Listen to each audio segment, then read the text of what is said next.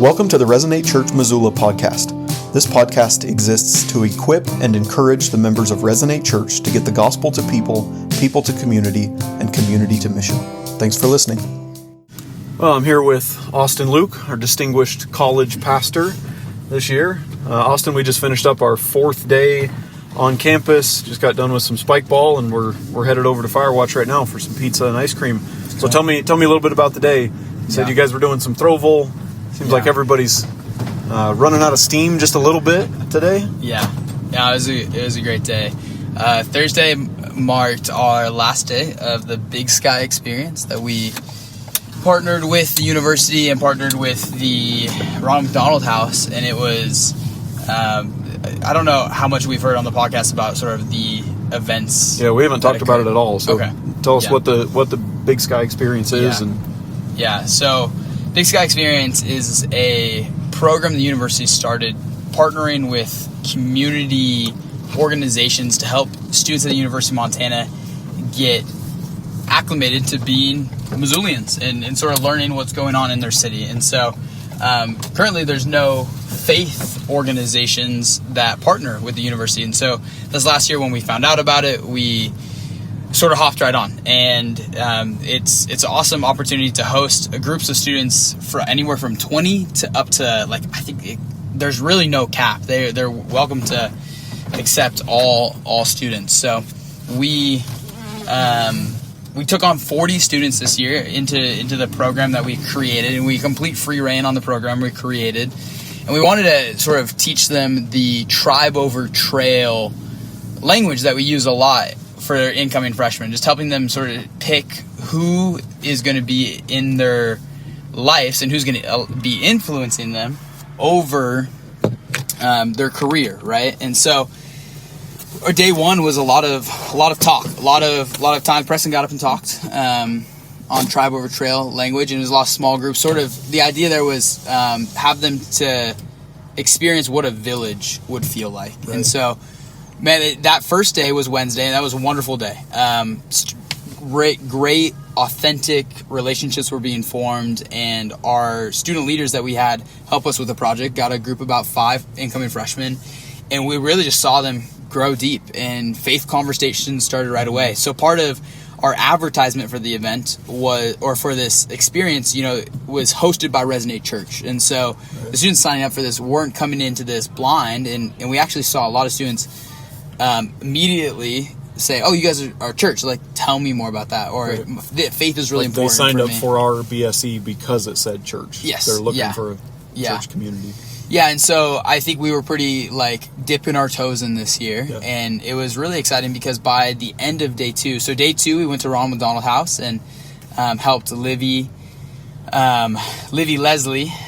She allowed us into the house and got organized a volunteer opportunity where we just got to serve and then learn about the house, learn about their mission there, which was an incredible opportunity, touching opportunity. A lot of the students were really stirred towards the beauty of that event, or that organization with Ronald McDonald. But I think the biggest thing that stands out that I want to communicate is just some of the debrief conversations I had at the end of our 2 days.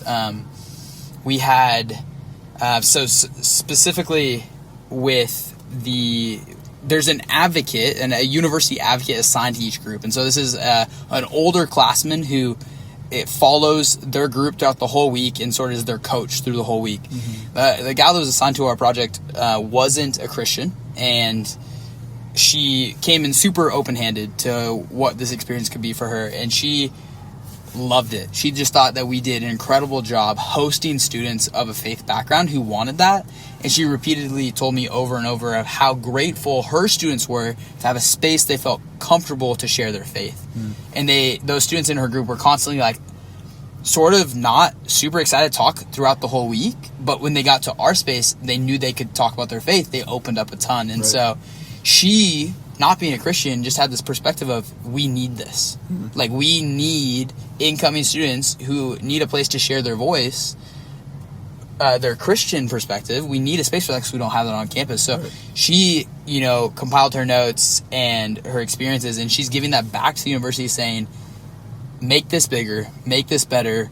Not that they're handcuffing on it, but she's encouraging that we make it bigger. And I told her my dream for this is that we double it in size, take on 80 students next year, and we sort of double down on the faith stuff. We sort of expand on that, have a little bit more faith-directed conversations.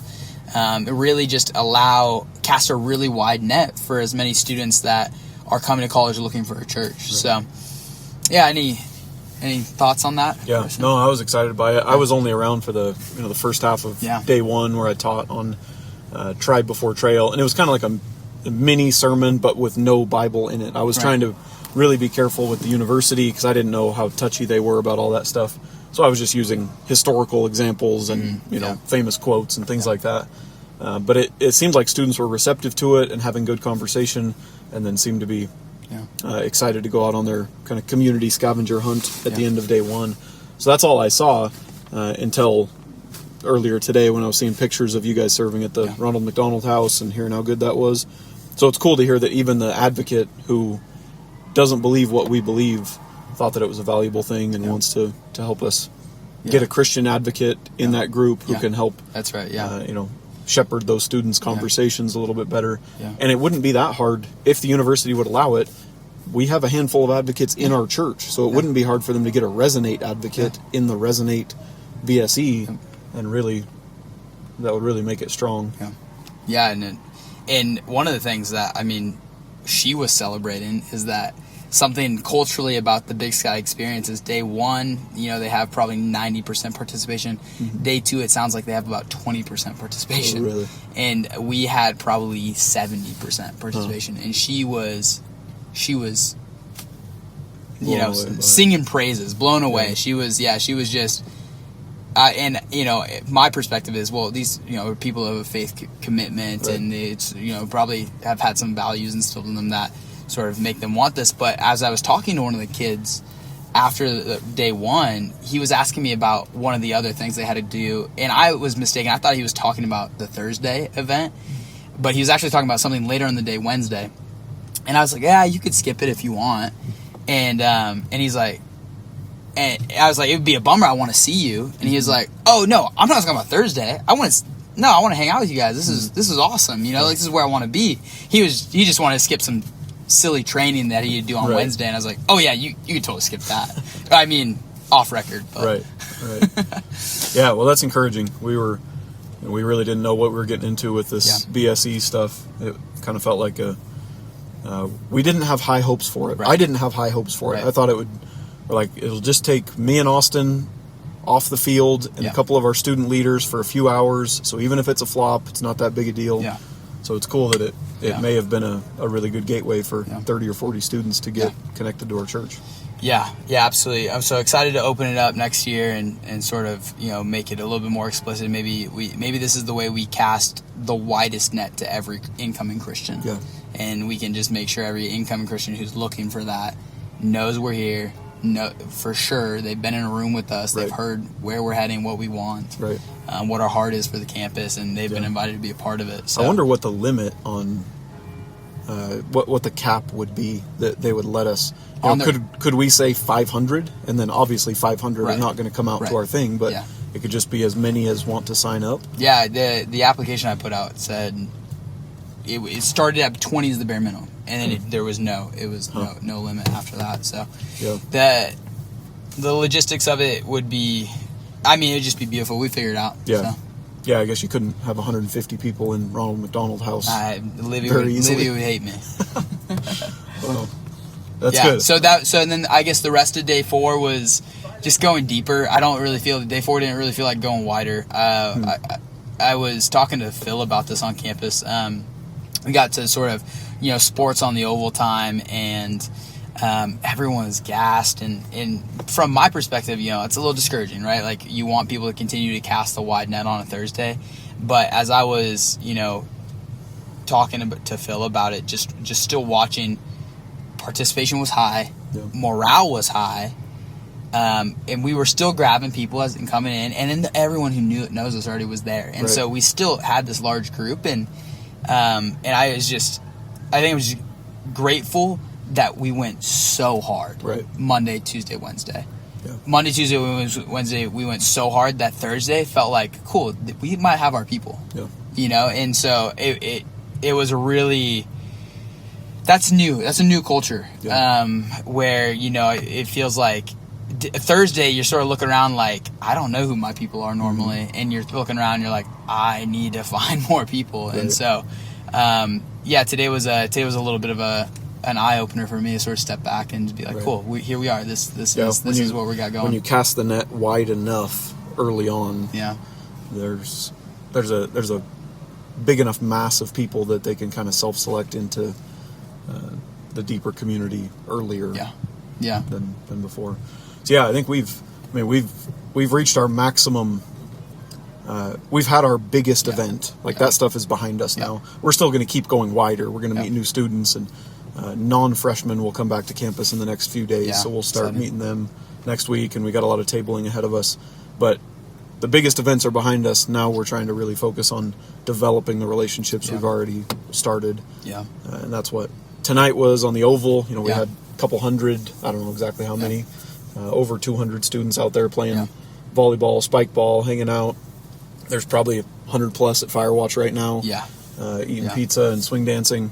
So those are going to be good relationships. Yeah, we were sort of talking about that Capture the Flag last night too. Is our incoming class sort of sits around that 1,500 mark. And so when you think about that, like each event we threw this week was probably every person in that class who is socially like desiring to build relationships has been at something that we did. Right. Everyone that wants to get out of the room and not just play video games. Everyone that and that number is growing the further we get away from COVID, but we are doing it and we're in the midst of it. Right. So it's exciting to. And this does feel like the first year where we can say definitively every freshman knows about Resonate in the first week. Yeah, unless you have been hiding in your dorm room since you moved in, you can't not know about Resonate. Yeah. And that's been our goal for years.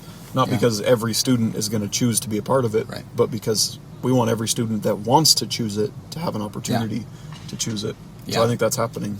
Yeah, it feels like we, with that momentum, the next step is get to every subgroup. I was talking to a student today, Jacob. I'm not sure if we know him, but he's so excited to be part of our church. He was Baptist church back home, and he is just blown away by everyone. He's like, seems like faithful Christian who loves the Lord, but never met another believer who's not 30 years older than him. Yeah. And he is just thrilled to be around all these Christian people. And I asked him what his BSE experience was, and he said student government. And we have the momentum on campus. I just was told him right away. Right. Said, you need to do that. Right. Like we need you there. Right. Like we need a Christian representing Christians on the student government board. Well, I think we're almost to the stage where we need to even go further than that. We need to try to run the Senate. We need to try to pack the ASUM Senate. We need to try to fill the student government. We need to. Yeah. We have the mass now, but we have intentionally avoided the influence. Right. And I think we're at the place where, for the good of our campus, for the good of our city, we should seek influence in some of those places. If we took our mass and pivoted towards these pockets of influence, you're spot on. Not only would the campus feel it, but the city would feel it. Right. If it was, University of Montana, it doesn't have these loud minority voices screaming all the time, our city council would hear it, feel that. Right. And so I think that is. And it's the people who leave the U of M, ASUM council who go fill the city council positions. So you change the culture here. Yeah. Now all of a sudden the city council is made up of Christians who are thinking about what would please God in this city instead of the opposite. Yeah, and that really does feel like a tipping point. When I was in another story too is when I was in that BSE group today, there's one of the students who's a really standout student, really outward spoken with his faith, just hungry, on fire. And I said, well, next year they want us to have a Christian advocate. You're the perfect guy for it. Yeah. How about you do that? And he's like, oh yeah, I could do that. Just let me know. Yeah. I said, perfect. So it's just like, now we can aim towards, the community is built, community is established. We have some resilience to now send missionaries into these pockets where it's going to be tough to be a missionary in those pockets. Yeah. But you're going to turn the corner and you're going to see all your best friends, and it's going to be fine. Right. Because you're going to be able to go into the darkness and have a strong tower to feel fortified in, as you sort of push back some of these boundaries on campus. So yeah, I think there's some exciting stuff in front of us. Yeah, in terms of how to really start changing the city. When I talked with Matt and Caleb last night on the podcast about that moment in 2022 when we said we want to see 5% of the students at U of M in discipleship groups. The vision that I gave for that, if you go back and find that initial sermon, was at 5%, you have a Christian missionary in every dorm floor, every student club, every athletic team, every council on campus, because you're at 1 in 20 at that point. And so, that's the vision, where you're saturating the campus with missionaries who are taking their faith seriously. And then I think there's a snowball effect there where the university really starts to change. And I imagine the journey to that point, the university is changing, right? Yeah. It's not we get to that point, and that's what we're seeing right now, right? The university is allowing us to meet here, forcing doors open to allow us to meet on campus. Yeah. University is pushing, hey, did you know we have a BSE?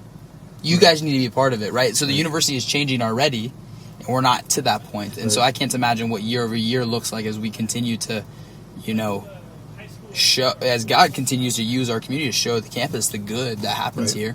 I was just talking to the dean of students, Amy, who we think is great, and she's not a believer, but she has huge influence on campus. She can almost strong arm her way into whatever she wants, it seems like, and she likes what we're doing. But I was talking to her the other day because I sent her that report that I built about how what we are providing on campus is actually the best thing for the university. It leads to higher student retention, higher graduation rates, better mental health, more community involvement.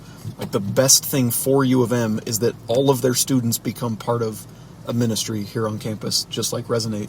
And so I sent that report to her, and she read it, and she came and talked to me about it the other day. She's like, that's really interesting, really helpful to know. We want to keep helping you guys. She believes this stuff. She believes that it's good for the university, even if she doesn't believe in the doctrines herself. I mean, there's no better position to be in than that. Right. So yeah, that's a big deal. Yeah. I've been bumping shoulders with a lot of campus ministers too, who are really excited for us because what we're doing is the gateway for them. Right. We don't have none of them have the capacity we do to offer what we're offering, but if we can blow some of the gates open, then they can utilize those things. Yeah, exactly. And so they're really excited to find their position in this new Christendom that might be coming to the University of Montana. Right. So Christendom, there you go. That's the right word. Yeah. Well, it's cool to be having these conversations. Yeah. 3 or 4 years ago, we didn't think we'd be having these kind of conversations. Yeah, praise God. But cool stuff. All right, well, there's a party going on at Firewatch. And I'm ready to go party. I think, Firewatch really needs a couple 30-year-old guys to... Yeah, they need the 13 gallons of ice cream. We have the ice cream, so we better get going. All right, Austin, good work. Yeah. Tomorrow we'll be out on the river handing out snow cones. Party time. Can be a good time. Day 5. All right, we'll see you there. Yep.